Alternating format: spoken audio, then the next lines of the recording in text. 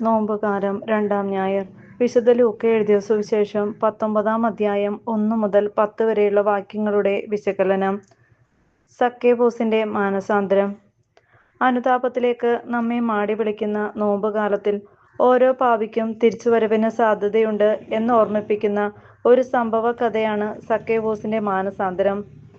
തിരിച്ചു വരണമെന്നത് ഓരോ മനുഷ്യന്റെയും ഉള്ളിന്റെ ഉള്ളിലെ മോഹമാണ്. എന്നാൽ താൻ ചെയ്തു കൂട്ടിയ പാപകൂമ്പാരത്തിന്റെ മുന്നിൽ ഭയാശങ്കകളോടെ നഷ്ടധൈര്യരായി നിൽക്കുമ്പോൾ ഇനിയൊരു തിരിച്ചുവരവിന് സാധ്യതയില്ല എന്ന തോന്നലുണ്ടായാൽ പിന്നെ പാപബോധം ഇല്ലാതാവുകയും പാപമോചനത്തിൽ വിശ്വാസമില്ലാതാവുകയും ചെയ്യും. നമ്മുടെ ചില തൊഴിൽ സാഹചര്യങ്ങൾ മൂലം ദൈവത്തിലേക്ക് പൂർണ്ണമായി പിന്തിരിയാൻ പറ്റാത്ത അവസ്ഥയിലാണ് നമ്മിൽ പലരും. ചുങ്കക്കാരുടെ തലവനായ സക്കേവൂസ് ഈ ദുരവസ്ഥയിലായിരുന്നു. മഗ്ദലന മറിയത്തിന്റെയും അവസ്ഥ വ്യത്യസ്തമായിരുന്നില്ല. യേശുവിന്റെ കുരിശുയാത്രയിൽ ഓടിപ്പോയ ശിഷ്യന്മാരുടെയും മാനസികാവസ്ഥ ഇതുതന്നെയായിരുന്നു. സൻഹെദ്രിൻ അംഗത്വമുള്ളതിനാൽ അരിമത്ഥ്യക്കാരൻ ജോസഫും നിക്കോദേമോസുമൊക്കെ ഔദ്യോഗിക ജോലിയുടെ ഭാഗമായി പൂർണ്ണമായി യേശുവിനെ അനുഗമിക്കാൻ സാധിക്കാതെ ജീവിച്ചവരായിരുന്നു. പക്ഷേ സമയത്തിന്റെ പൂർണ്ണതയിൽ അവരൊക്കെ യേശുപാതയിലേക്ക് തിരിച്ചെത്തി സ്വർഗം പിടിച്ചു വാങ്ങിയവരാണ് എന്നതാണ് ഇന്നത്തെ നമ്മുടെ ചിന്താവിഷയം. സക്കേവൂസിന് യേശുവിനെ നേരിട്ട് ബന്ധപ്പെടാൻ തടസ്സമായി നിന്നത് പ്രധാനമായും സമൂഹത്തിന്റെ ഒറ്റപ്പെടുത്തലായിരുന്നു. തങ്ങളെ അടിമകളായി വച്ചിരിക്കുന്ന റോമാക്കാർക്കു വേണ്ടി ചുങ്കം പിരിക്കുന്ന ജോലി ഏറ്റെടുത്ത് സ്വന്തം സമൂഹത്തെ പരമാവധി ചൂഷണം ചെയ്യുന്നവനായിരുന്നു അവൻ. പൊക്കം കുറവായിരുന്നതിനാൽ അവൻ അനുഭവിച്ചിരുന്ന അവഗണനയെ സമ്പത്ത് കൊണ്ട് മറികടക്കാമെന്ന ഒരു തെറ്റായ മനോഭാവവും അവനിൽ രൂപം കൊണ്ടു. തന്റെ സമുദായ അംഗങ്ങൾ പോലും തന്നെ അകറ്റി നിർത്തുന്നു എന്ന തോന്നൽ ഒരു കുറ്റബോധമായി അവനിൽ വളർന്നതിനാൽ യേശുവിനെ സമീപിക്കാൻ അവന് ഒരു തടസ്സമായി തീർന്നു. സക്കേവൂസ് എന്ന പേരിന്റെ അർത്ഥം ചെറിയവൻ, നിസ്സാരൻ എന്നൊക്കെയാണത്രേ. ലോകത്തിന്റെ കണ്ണിൽ രൂപത്തിൽ ചെറിയവനായിരുന്നെങ്കിലും ദൈവരാജ്യത്തിൽ അവൻ പിന്നീട് വലിയവനായി. ചെറിയവരെ വലിയവരാക്കുന്നതാണ് ദൈവരാജ്യ പ്രഘോഷണത്തിന്റെ കാതൽ. മറ്റുള്ളവരാൽ വെറുക്കപ്പെടുന്നു എന്ന തോന്നൽ. എത്ര നിയന്ത്രിക്കാൻ പരിശ്രമിച്ചിട്ടും വീണ്ടും വീണ്ടും വീണുപോകുന്ന തഴക്കദോഷങ്ങൾ. കൈവച്ച മേഖലകളിലെല്ലാം സംഭവിക്കുന്ന സാമ്പത്തിക തകർച്ചകൾ. എത്ര ചികിത്സിച്ചിട്ടും ഭേദമാകാത്ത മാറാരോഗങ്ങൾ. ചില വ്യക്തികളോടുള്ള ക്ഷമിക്കാൻ കഴിയാത്ത വെറുപ്പ്.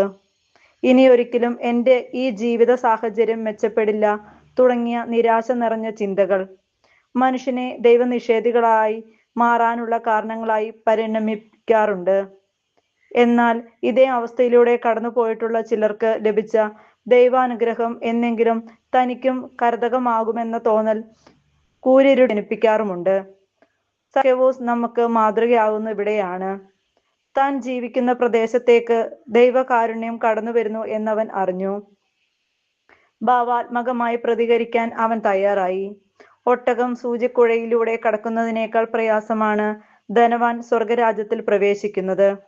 മർക്കോസ് 10:25 എന്നൊക്കെ പറഞ്ഞ് പൊതുവെ ധനവാന്മാരെ ഇകഴ്ത്തി കാണിച്ചിരുന്ന യേശു സക്കേവൂസിന്റെ മാനസാന്തരത്തിലേക്കുള്ള പ്രയത്നം കണ്ടതിനാൽ വരിക എന്ന് വിളിക്കുന്നു. കൂടെ ഭക്ഷണത്തിനിരിക്കാൻ തയ്യാറാവുകയും ചെയ്യുന്നു. ഇത് സക്കേവൂസിന്റെ മേന്മ കൊണ്ടല്ല, ദൈവത്തിന്റെ കാരുണ്യമാണ്. മനുഷ്യന് ഇത് അസാധ്യമാണ്. ദൈവത്തിന് അങ്ങനെയല്ല.